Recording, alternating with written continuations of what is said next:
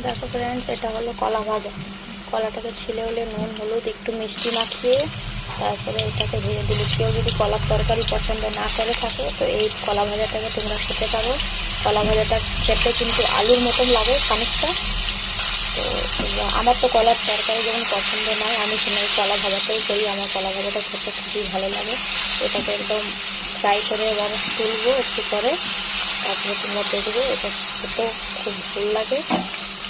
যার পছন্দ নেই সে খেতে পারে, যার তরকারি পছন্দ সে খায়। আমি কিন্তু কলার তরকারি একদমই পছন্দ করি না, আমার ভালোই লাগে না খেতে।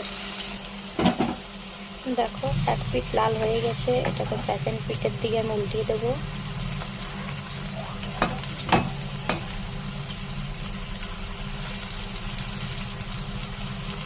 সেকেন্ড পিঠটা ভালো করে ভেজে তারপরে এটাকে নামাবো। এর মধ্যে কিন্তু একটু মিষ্টি দেবে তোমরা, মিষ্টি না দিলে কিন্তু খেতে ভালো লাগে না। হালকা একটু চিনি ফেলে দেবো।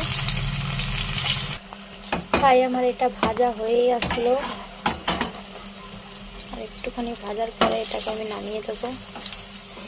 এটা কিন্তু ভালো করে দেখে শুনে ভাজতে হয়, পিঠ উল্টে উল্টে ভাজতে হয়, কাঁচা ভাব না থাকে। যেমন তো কলা লাগে, কাঁচা কলাটা এমনিতেই কষ্টে লাগে।